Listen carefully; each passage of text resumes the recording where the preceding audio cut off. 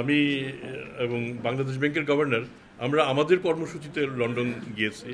সেই সময় মাননীয় প্রধান উপদেষ্টারও সেখানে সফর ছিল, কাজে এটা একসাথে আমাদের যাওয়াটা একসাথে হয়েছে, বাট প্রোগ্রামটা ছিল ভিন্ন ভিন্ন প্রোগ্রাম।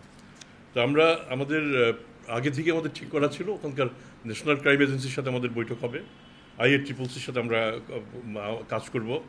তো আমরা আমাদের এখান থেকে যারা যেসব সম্পদ পাচার করেছেন তাদের প্রাথমিক যে তালিকা আমাদের কাছে আছে সেই তালিকা আমরা পাঠিয়েছি এবং আমাদের এদিককার আদালতের আদেশ নিয়েই আমরা সেটা পাঠিয়েছি এবং সেখানে ন্যাশনাল ক্রাইম এজেন্সি আমি বলবো যে অন্তত এবার খুব ভালো কাজ করেছে। আমাদের সাবেক ভূমি প্রতিমন্ত্রী ছিলেন বোধহয় না, ভূমিমন্ত্রী সাইফুজ্জামান জাভেদের অনুপার্জিত এবং পাচারকৃত অর্থে ক্রয় করা প্রচুর সম্পত্তি এবার NCA-র সহায়তায় আমরা জব্দ করতে পেরেছি। ন্যাশনাল ক্রাইম এজেন্সির এই বন্ধুসুলভ সহায়তার জন্য আমরা তাদেরকে ধন্যবাদও দিয়ে এসেছি এবং মানে এটা আমাদের জন্য খুব প্রীতিকর ছিল। আমরা যে সময় উপস্থিত হই সেই সময় কার্যক্রমটা এমন একটা পর্যায়ে আসছে, আমরা যেদিন সেখানে উপস্থিত সেদিনই আদেশটা হচ্ছে। আমরা সেই আদেশে আমার মনে হয় এটা আপনাদের জানা যে এই জাভেদ সাহেবের মোট 580টা বাড়ির আমরা সন্ধান পাই। তার মধ্যে 343টা বাড়ি যুক্তরাজ্যে, 228টা সংযুক্ত আরব আমিরাতে এবং 9টা যুক্তরাষ্ট্রে। বাংলাদেশের প্রপার্টি বাদ দিয়ে আমি এটা বলছি। এর মধ্যে 343টা বাড়ি যার আনুমানিক মূল্য 73.15 মিলিয়ন পাউন্ড, বাংলাদেশি মুদ্রায় বলা যায় প্রায় 1025 কোটি টাকা।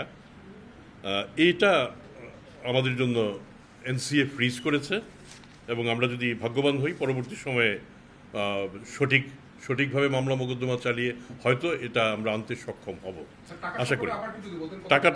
টাকাটা বাংলাদেশি মুদ্রায় 1025 কোটি টাকার মতো।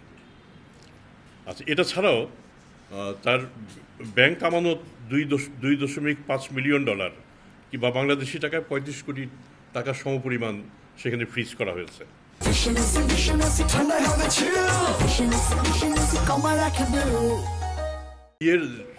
এই সাইফুজ্জামান জাভেদের আর বিভিন্ন জায়গায় আরও কিছু প্রপার্টি আছে যেগুলি নিয়ে কাজ করছি এবং আমরা যদি সঠিকভাবে বিভিন্ন সংস্থাকে পাঠাতে সক্ষম হই আমরা আশা করি সেখানেও সুফল পাব। আমাদের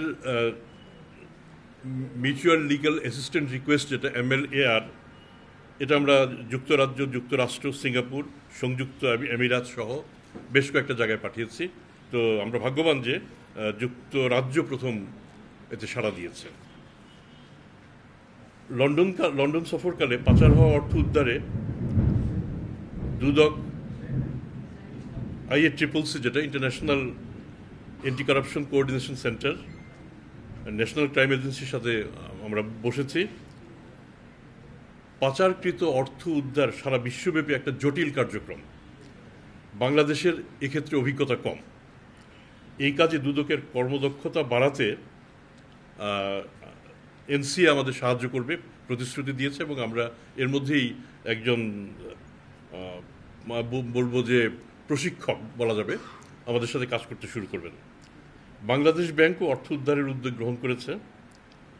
গভর্নর নিজে লন্ডনে এসেছেন এবং তার প্রতিষ্ঠানের সাথে সংযুক্ত বিভিন্ন প্রতিষ্ঠান এবং সংস্থার সাথে তিনি বৈঠক করেছেন। এ নিয়ে তিনি পৃথক সাক্ষাৎকার দিয়েছেন। তবে শেষ পর্যন্ত সম্পদ আমরা শুধু জব্দ করব এবং তারপর আনতে পারবো কিনা এটার মধ্যে একটা সূক্ষ্ম রেখা রয়ে গেছে। সেই অংশটুকু হচ্ছে আমরা যে দাবিটা করছি সেই দাবিটা আমাদের নিজেদের প্রতিষ্ঠা করতে হবে এবং সেই দাবির সমর্থনে আমাদের আদালতের যেমন আদেশ থাকবে তেমনি ব্রিটেনের আদালত যদি আদেশ দেয় তারপরেই আমরা সেটা আমাদের কাছে ফেরত আনতে পারবো।